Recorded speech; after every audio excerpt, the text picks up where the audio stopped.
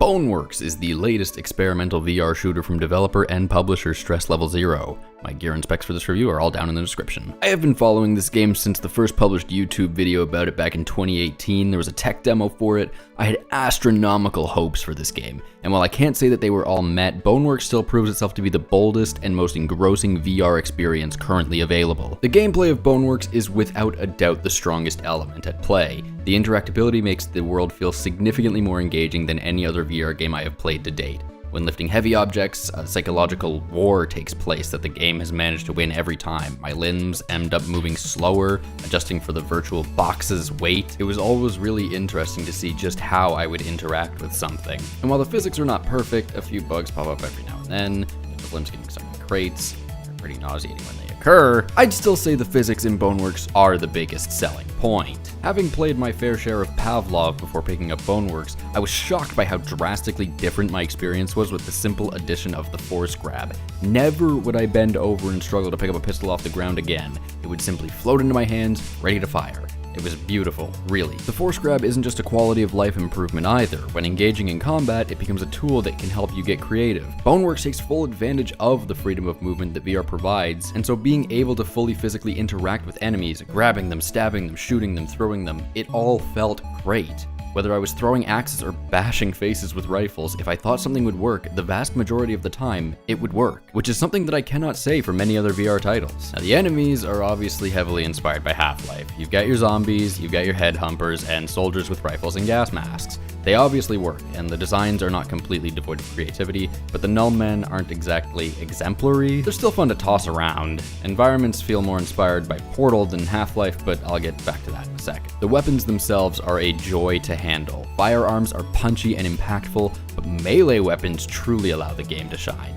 Pushing an enemy to the floor and smashing them with a hammer feels significantly more satisfying than simply dropping one into their skull. You're going to want to save your bullets anyway, because in Boneworks, ammunition is cash. At the end of each level, or scene, the game asks you to toss away your weapons. Trust me, throw them in this bin, the game will disintegrate them Portal style anyway. Don't worry though, because you can buy new weapons at the beginning of the following level. The vending machines are a little clunky and annoying to use, asking you to put in individual magazines instead of just being able to press a button and take all the ammo at once. They're an interesting way of getting you to start fresh with every level. The inventory system in the game is solid and intuitive. You have one big slot on each shoulder, one small slot under each arm, and one big one on your bum. You can access it through a menu or by reaching over your shoulder, grabbing your bum, etc. Menu access is pretty much flawless, but grabbing weapons off your body is much more immersive. That being said, the physical inventory doesn't always work flawlessly. Often when reaching for a fresh magazine off my hip, I'll accidentally grab my bum weapon and end up trying to insert a hatchet into my M4. Not happy.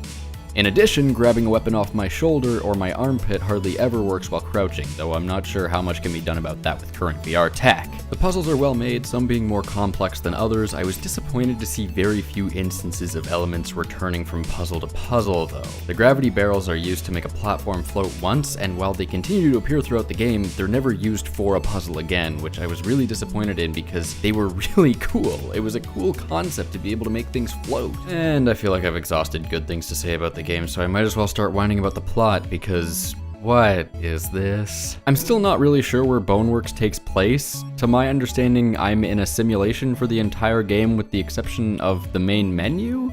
The whole thing is really meta and bizarre. There's some form of corruption and that results in the enemies. There's an evil lady who shows up from time to time on a computer monitor. It was acceptable enough to make the world feel fleshed out, and it's coherent. I just didn't really care for it. I feel as though some might dismiss this criticism with an argument along the lines of, Boneworks is about the physics, not the story. To which I would usually respond with some vulgar ad hominem involving the subject's mother, but I'm feeling above that today. In a game like 2016's Doom, you can dismiss the story because the game dismisses the story. The only time it comes into play is to redirect your adventure. Shift back to Boneworks now and we don't get the same pretty picture. You can cut the majority of the story interactions and save me the confusion. And while yes, Boneworks is about the physics experimentation, you cannot ignore the framework in which those experiments take place.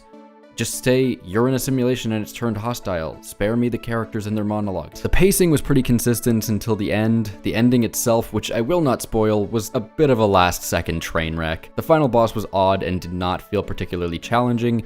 and the final challenge, if you can even call it that, was deliberately frustrating, tedious, and hurt my back. The payoff was nearly non-existent and just kind of left me sitting there wondering why the hell the game ended like that. I guess I'm just so baffled because the game spends so much time making you feel like a badass, and then the boss is super clunky and doesn't feel cool at all, and the final challenge doesn't feel cool at all. It just feels reductionist. The environments in which the story takes place are reminiscent of Portal, with all the wall scrawlings and lack of human beings and large industrial structures and escaping through industrial areas. You get the point. Again, like with the enemies, not void of inspiration, but could use some more original ideas. The game taking place within an operating system felt like a bit of a cheap way to explain away placeholder dev textures and big panels of gridded gray. Not necessarily visually impressive, especially when so much work went into lighting, evident most in the sewer segment of the game.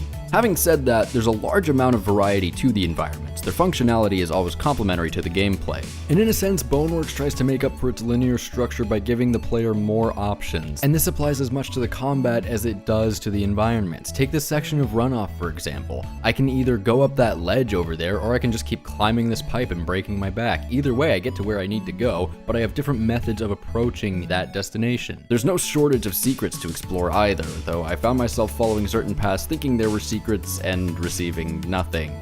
Fill those in, stress level 0. Finally, this section of my review was initially reserved for a massive issue that has since been fixed. When I started playing Boneworks, there was no checkpoint or save system. This was a massive oversight by the developers, as it left me wandering around for over an hour on the first level. For many players, this will be the first game to push their minds to the point of session-ending nausea, as it did with me.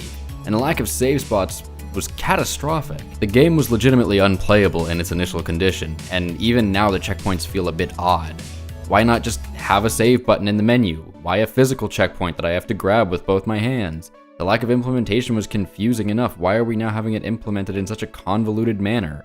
And why do I have to see my stupid face every time I save? It doesn't make sense. It is a significant improvement over having no save system at all. I just think you could seriously put a save button in the menu and save everyone the time. I've been very critical here, and I think it's important for me to make it clear that this game is great fun. My issues are almost all related to areas in which the game could be improved, and the one area that it aimed to satisfy, that is physical interactions, was virtually perfect, pun intended. So while it has some clunk to its step, Boneworks is an awe-inspiring virtual reality experience worth the time of anyone with a VR headset. And so for those reasons, I think today, while I want to give Boneworks an 8 for being really physically awesome, I also want to give it a 7 for being lame in the story department. So let's just meet in the middle, call it a 7.5 and we can go home.